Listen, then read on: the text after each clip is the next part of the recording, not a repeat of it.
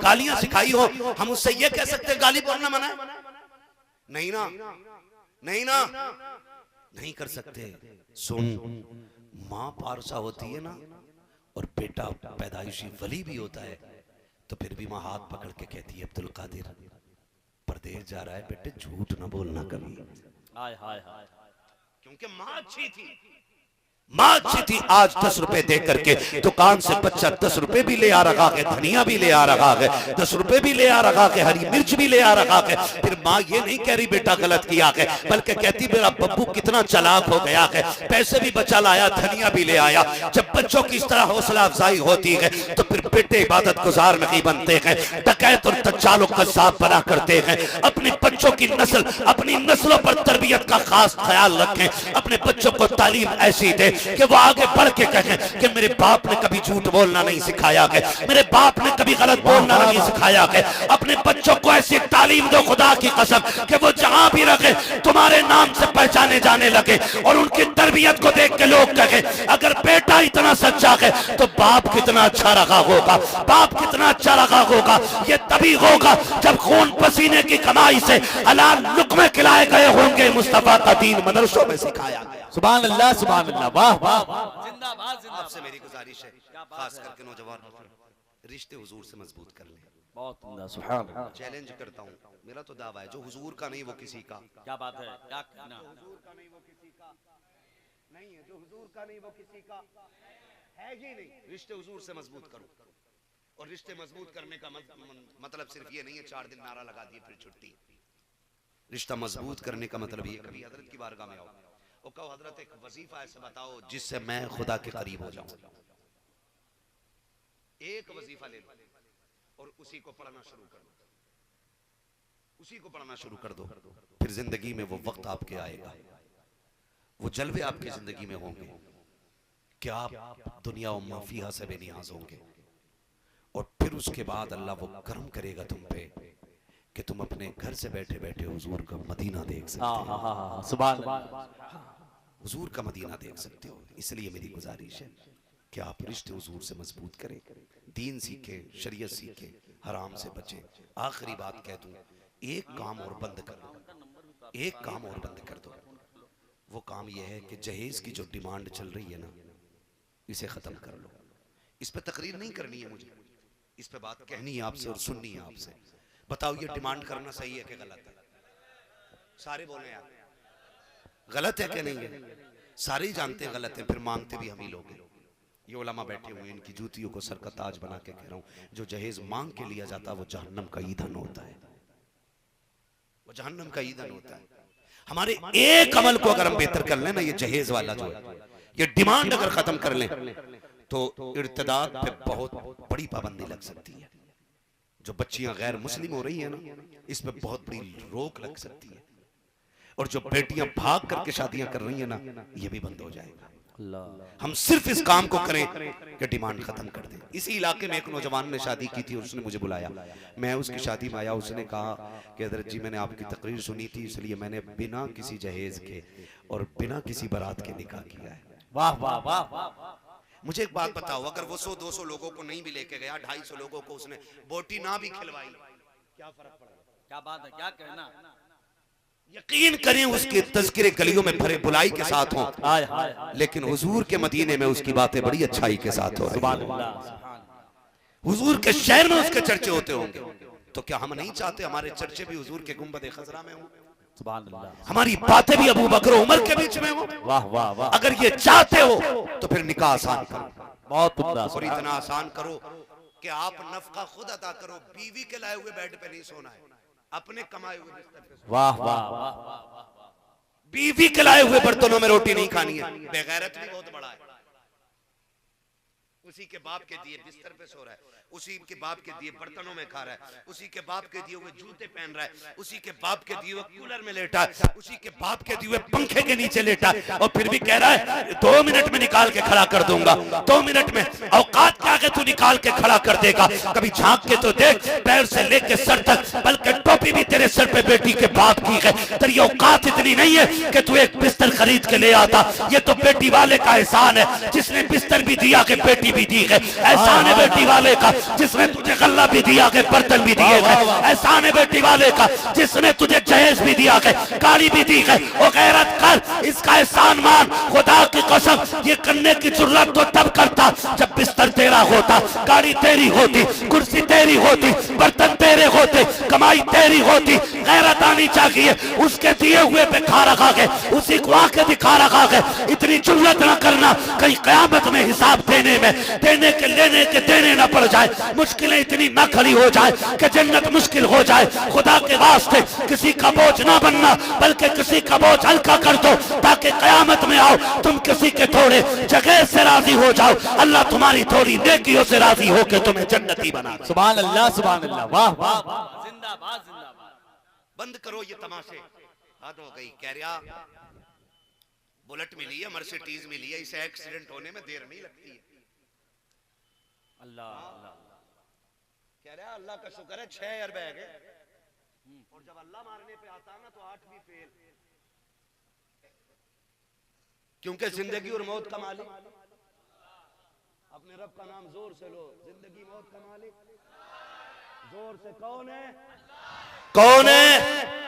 अल्लाह है। 6 नहीं 18 एयरबैग लगा ले। जब घर से निकल के जाके निकलता हुआ कहेगा ना अल्लाह करे तेरी सूरत में देखूं, और वो भी कहेगी पलट के ना। जब दोनों तरफ से ये जुमले निकलते हैं ना तो फिर रोड पे चिपके हुए लोग मिलते हैं, रोड पे चिपके हुए लोग मिलते हैं, फिर खुर्च खुर्च के उठाना पड़ता है, खुर्च खुर्च के उठाना पड़ता है, गठरियां बन जाती है, चेहरे नहीं पहचाने जाते। मैं नौजवानों से कहूंगा खुदारा चेहरों पे दाढ़ियां जरूर रख ले, सुभान अल्लाह, क्योंकि हाथ से आजकल पहचान मिटा दे रहे हैं। जरूरी है कि आईडी हो ना हो, नहीं होती ना आईडी। चेहरे पे बाल रख लो सुन्नत के हुजूर की, टोपियां सर पे रखा करो। खुदा की कसम अगर रोड पे चिपक भी जाओगे ना तो चेहरे के पास ये गिरे हुए बाल बता देंगे, टोपी का रंग बताएगा। इसे लावारिस ना समझना, ये वो है जिसका काबे वाला भी वारिस है, खुद मदीने वाला भी वारिस। वाह वाह वाह, सुभान अल्लाह। ऐसे हो जाओ नौजवानों कि मौत भी हमारी शनाख्त न मिटा सके। ऐसी जिंदगी गुजारो यार, ऐसी घर से कह के जरा तेरी शिकल ना देखूं, वो करी तू रोड पे दब के मर जा। सुन मेरे अजीज, फिर तू 10 एयरबैग लगा ले। अगर अल्लाह को बुरी लग गई ना तेरी बात, जो नेमत और रहमत उसने तुझे अता की, अगर तूने नाशुक्री की, वो तुझे 10 एयरबैगों के अंदर भी ऐसा मार देगा कोई पानी पिलाने वाला नहीं होगा। अल्लाह, घर से निकला करो, एक दूसरे की दुआएं लेके निकला करो। फरमाया गया आयतुल कुर्सी पढ़ के जब औरत शोहर पे दम कर देती है ना, फिर दुनिया की कोई भी ताकत मर्द को खैरियत से आने जाने से रोक नहीं सकती, वाह वाह, रोक नहीं सकती। इसलिए मेरे अजीज कुरान सीखो। हजरत हेलमेट भी हमें याद है, सीट बेल्ट भी हमें याद है, एयरबैग भी हमें पता है, सारी चीजें लगा रहे। अगर नहीं है ना तो आयतुल कुर्सी याद है। अल्लाह, आयतुल कुर्सी याद नहीं है, क्या छोड़ो मौलाना की बात है, हेलमेट बचाएगा, आयतुल कुर्सी क्या बचाएगी। मैंने कहा सुन, रब के नाम में बड़ी बरकत है। हजरत उमर फारूक आजम का दौरे खिलाफत है। चलूं आगे थोड़ा सा, चलूं बोल दे जरा या रसूल अल्लाह। मैं बताने लगा हूं मदरसा क्या चीज और रब के नाम में बरकत क्या है। बहुत उम्दा, सुभान अल्लाह। हजरत उमर फारूक आजम का दौरे खिलाफत है। बाप बेटे आ गए, आके मुलाकात की ना तो हजरत उमर कभी बाप का चेहरा देख रहे हैं, कभी बेटे का। तो बाप कहने लगा हजरत इतनी गौर से क्या देख रहे हैं? फरमाने लगे मुझे ताज्जुब हो रहा है, जैसे तेरा चेहरा वैसे तेरे बेटे का चेहरा है, वाह वाह, हूबहू हो दोनों एक जैसे। तो बाप कहने लगा ये भी कोई ताज्जुब की बात है, मैं इससे बड़ी ताज्जुब की बात ना बताऊं? वाह वाह। हजरत उमर कहने लगे क्या बात बता। उसने कहा सुने हजरत, ताज्जुब की बात यह है कि मैं तिजारत के लिए परदेश जाने लगा। आज का दौर नहीं था ना, लिया टिकट और मुंबई, लिया टिकट और पुणे, लिया टिकट और कोयत, लिया टिकट और सऊदीया। पैदल के सफर होते थे, लोग थक जाते थे, कई कई महीने भी गुजर जाते थे, कई कई दिन भी गुजर जाते थे। कहा बेटी बीवी उम्मीद से थी हुजूर मैं जाने लगा। मैं जब दरवाजे तक आया ना, बीवी मुझसे कहने लगी सरताज। कहा हाँ। कहा जा रहे हो? कहा हाँ। कहा बीवी उम्मीद से थी। उसने पेट पे हाथ रख के मुझसे कहा कि इसे किसके सहारे छोड़ के जा रहे हो? कहा हुजूर मैंने कह दिया कि मैं इसे अल्लाह के सहारे छोड़ के जा रहा हूँ। कहते मैं चला गया और जितने दिन काम के थे मैंने काम किया, वापस आने लगा ना तो विलादत के दिन पूरे हो गए। जब विलादत के दिन पूरे हो चुके मैं वापस आ रहा, सोच रहा था बेटा होगा तो ये नाम रखूंगा, बेटी होगी तो ये नाम रखूंगा। का ये सोचते सोचते मुश्किल से वतन आया। जैसे मोहल्ले में पहुंचा, दरवाजा पे बंद ताला लगा देखा। मैंने कहा ये क्या बात है, मोहल्ले के लोग मुझे देख के आ गए। मैंने कहा क्या हुआ? कहा मेरे बीवी को छोड़ के गया था, ये ताला कैसे लगा है? एक बूढ़े की आंख में आंसू आए। कहा 3 दिन हो गए, उसका इंतकाल हो गया। हमने काफी तरह इंतजार किया, तू नहीं आया, तेरे बगैर हमने उसे दफन कर दिया। खातून ने, जब खातून को इंतकाल के बाद हम दफन कर चुके, हम तेरी राह देखते रह गए। इतना सुना शोहर की आंख में आंसू आ गए। उसने कहा हुजूर, मैंने मोहल्ले वालों से कहा कि मैं वो कम नसीब हूं जिसे बीवी का जनाजा ना मिल सका। मैंने लोगों से कहा बच्चे का क्या हुआ? कहा वो भी माँ के शिकम में था, हमने ऐसे ही उसको दफन कर दिया। अल्लाह अकबर। वो कहता सरकार मैंने इतना सुना, मैं बेकरार हो गया। मैंने कहा चलो काम करो, मुझे बीवी की कब्र दिखा दो, कम से कम फातिहा तो पढ़ लूंगा जा करके। और तुम्हें खुदा का वास्ता दे के कहता हूं, अगर रब ने तुम्हें बीवियों वाला बनाया है तो इनकी कदर करना, इनकी इज्जत करना। उनसे पूछो जिनके जोड़े बिछड़ जाया करते हैं। जिंदगी में बार बार गालियां दे करके किसी की बेटी को जलील करने की कोशिश न करना। याद रखना, जब बीवियां चली जाती हैं तो मर्दों की जिंदगी पे मक्खियां भिनक जाया करती हैं। किस चीज के घमंड में रहते हो? खुदा की कसम खा के कहता हूं, मैंने तजर्बाकार लोगों को कहते सुना है, अल्लाह ने जो बरकतें पहली बीवी में रखी है वो 10 कर लो तब भी वो लज्जतें और बरकतें नहीं मिला करती है। इसलिए कि दूसरी मजबूरी में आया करती है, पहली वाली तेरे घर में तेरी मोहब्बत में आया करती है। जिंदाबाद जिंदाबाद, वाह वाह। हाँ क्या कहना, बहुत बात बात में धमकी दे रहा, लिया हूं दूसरी, हाँ लिया हूं दूसरी। तुझे तो एक मुश्किल से मिली है बेगैरता, दूसरी की लाने की बात कर। क्या बात है, क्या कहना, वाह वाह। खुदारा किसी की बेटी को जलील न करना। हाय हाय, इस्लाम ने 4 बीवियों की इजाजत दी है, बहुत ठीक है ना जी? लेकिन हर हरे गहरे नत्थु खैरे के लिए नहीं है। पूछे मुफ्ती साहब के बिला से, एक को लेके दुबई में रह रहा है, दूसरी गांव में मक्खी मार रही है, अब बता तुझसे हिसाब नहीं पड़ेगा? एक मुंबई में, दूसरी यहां बकरी पाल रही है, अल्लाह। कैसा हिसाब देंगे हम लोग? महबूब अलैहिस्सलाम की जिंदगी देखो, हुजूर ने 9 या 11 निकाह फरमाए, ठीक है ना? कम से कम 9 की रिवायत और ज्यादा 11 की। 9 मानो या 11 मानो, इंसाफ का आलम यह था कि हुजूर को अगर किसी दूसरी बीवी के पास जाना होता, ऐसी बीवी के पास जिसका नंबर उस दिन ना होता, तो जिसका नंबर होता हुजूर पहले उससे इजाजत लेते थे, फिर दूसरी के पास जाते थे। और आज क्या कह रहे? आज की कंडीशन, माफ कीजिएगा, होने के बावजूद इंसाफ क्या करेंगे? ना होने के बाद भी लोग सितम कम नहीं करते। मैं क्या कह रहा हूं, समझ रहे मेरी बात? अल्लाह ना करे किसी का जोड़ा बिखरे, खुदा करे लंबी जिंदगी पाए सारे जोड़े, आमीन। माँ या बाप के गुजर जाने से उनकी टूटी हुई जोड़ी तो बन सकती है, लेकिन औलाद को गया हुआ प्यार नहीं मिला करता है। कई बच्चों की ये कहानी है, माँ इंतकाल कर गई, अब्बा ने दूसरा निकाह कर लिया कि वहां लेकर रह रहे हैं वो बच्चे। आज बच्चियां परेशान है, किसी के बर्तन धो के रोटी खा रहे हैं, किसी के घर में काम करके रोटी खा रहे हैं। क़यामत में क्या मुंह दिखाओगे अल्लाह को यार? क्या मुंह दिखाओगे? जाने के बाद तुम इंसाफ न कर सके उसके साथ। क्या बात।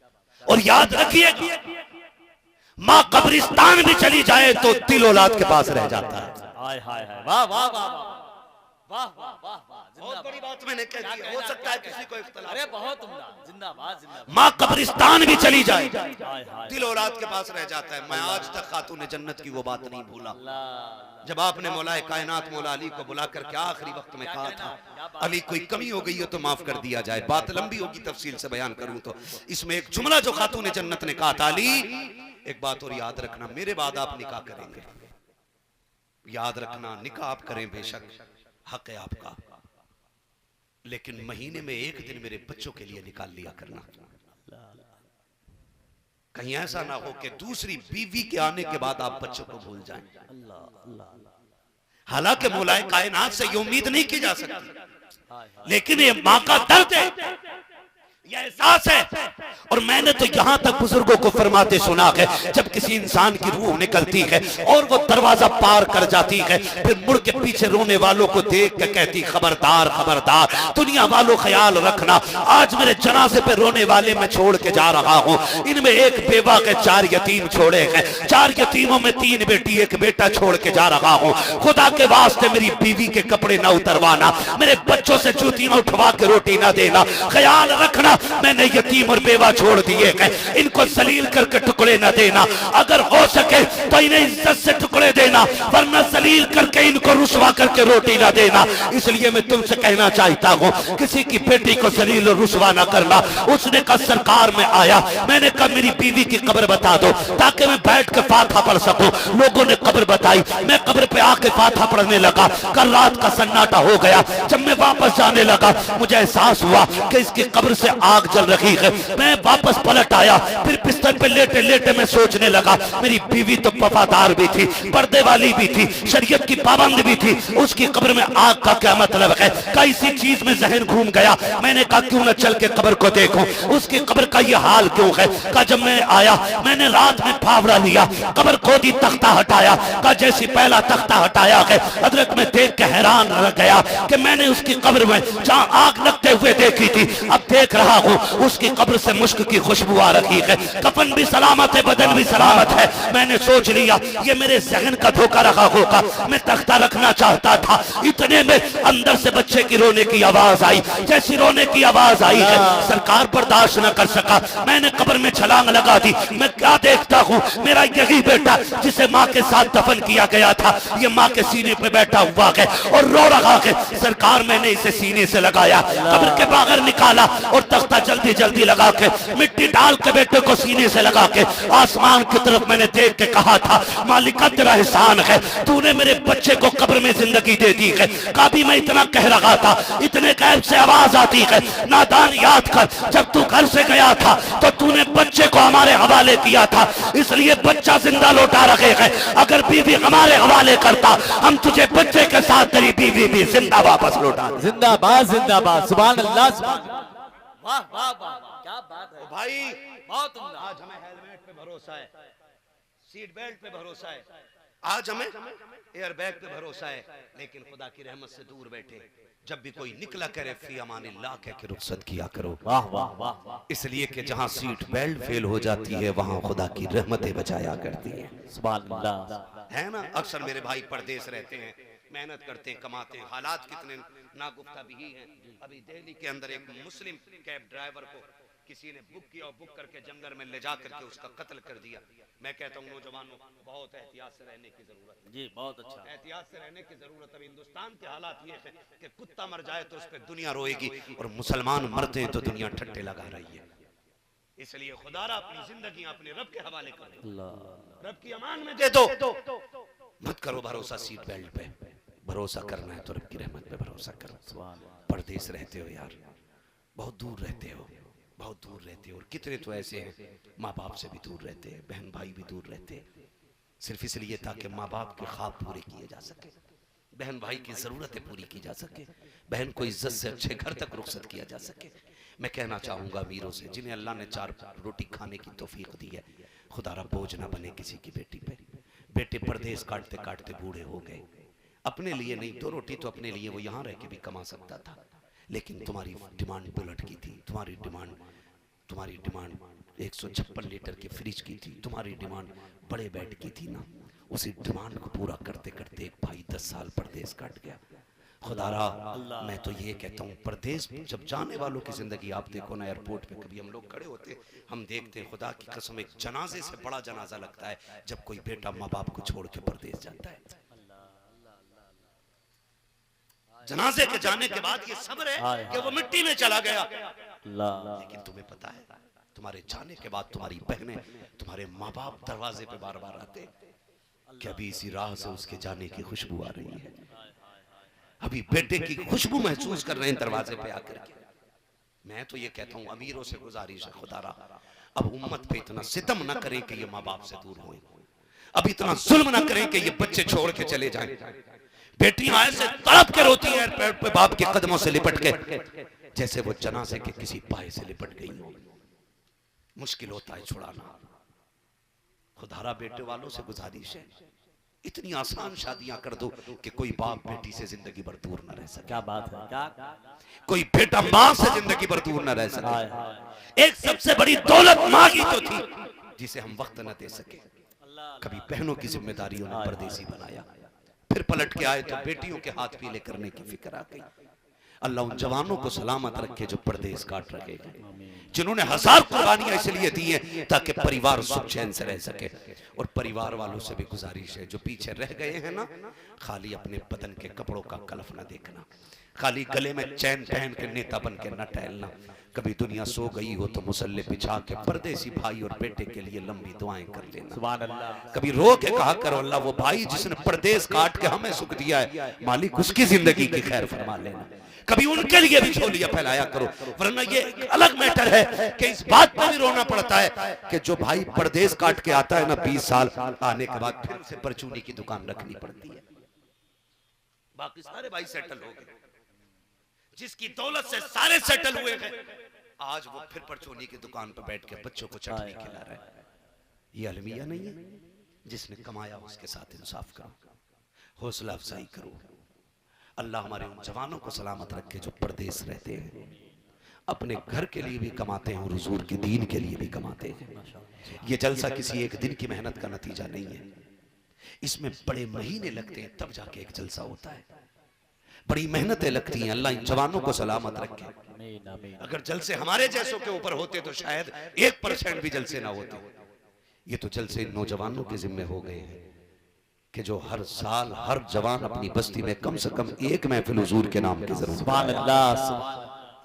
और अल्लाह उसकी बरकतें अता फरमाता है। और बरकतें क्यों ना हो, जब ऐसे जिम्मेदार उलमा मुफ्तियान इकराम की सदारत हो तो फिर जलसे कामयाब नहीं मकबूल हुआ करते, मकबूल हुआ करते। अल्लाह ताला इस महफिल को अपनी बारगाह में कबूल फरमाए। फरमाएगा या अय्युहल्लज़ीना आमनू उदखुलू फिस्सिल्मी काफ़ा, ईमान वालों पूरे पूरे इस्लाम में दाखिल हो जाओ। नौजवानों, जहेज की डिमांड करोगे? बोल सकते हैं तो बोलें जरा। ये बहुत अच्छा इलाका हो, मैं आपसे कह दूं शराब, जहेज, डीजे बाजे बंद कर दो, तुम्हारे बहराइच, तुम्हारे पड़ोस के अंदर सैकड़ों मदरसों पे बुलडोजर चल गया है,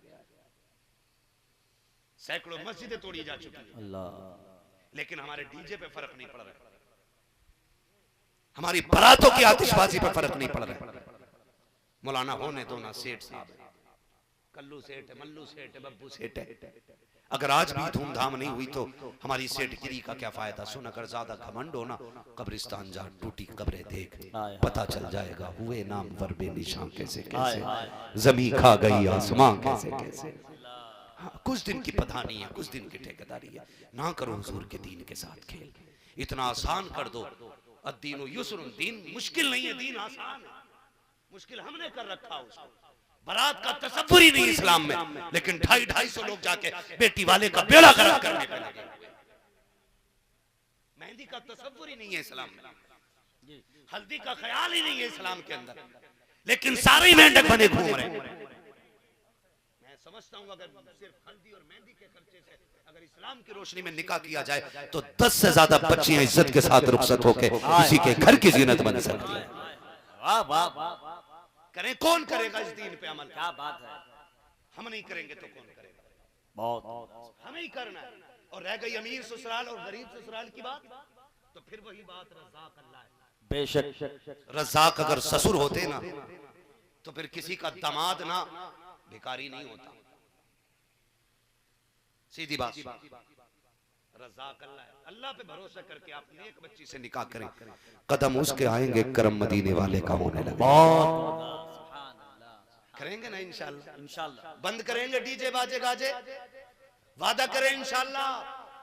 देखो हाथ उठा के वादा करो इस बात पे, रात के 2:30 बजे 1:30 बजने को है, ठीक है ना? इतनी बड़ी शख्सियत जलवा करे, अगर जलसे में आने का कोई मकसद हल नहीं हुआ ना तो फिर बंद कर देना ये महफिलें करना।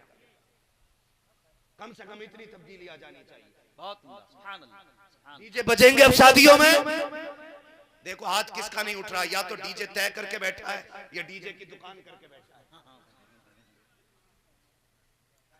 बोलो, बजाओगे डीजे, देखोगे डीजे। मैं वक्त इतना ना होता और आप मोहब्बत से सुनते होते। मैं देख रहा हूँ ना, ये के बाद दिगर उठा बैठक लगती है ना, तो फिर मैं समझ लेता हूँ कि अब समाते बोझल हो गई है। इसलिए मैं आपसे कहना चाहता हूँ, सिर्फ वादा कर ले और कोशिश करें, इंशाल्लाह इससे बचेंगे पूरी तरह। डीजे गाजे बंद करेंगे इंशाल्लाह, जहेज की डिमांड बंद करेंगे इंशाल्लाह। या अल्लाह, जो नहीं बोल रहा कि उसके घर सबसे भिखारी दामाद भेज, जो उसकी हड्डियां बेच के ले जाए, तब पता चलेगा पराई धी का दर्द क्या होता है। बंद करेंगे डिमांड इंशाल्लाह। हाँ, जहेज बाप बेटी वाला जो है जितना अपनी मर्जी से दे दे उसकी मर्जी है। क्या बात है, क्या कहना? मांगेंगे नहीं, मांगेंगे 10 लाख 12 लाख। हैरत की बात है, वो बुढ़ा जो कभी बुलेट पे नहीं बैठेगा, वो लिस्ट लिए घूम रहा कि पहले बुलेट चाहिए।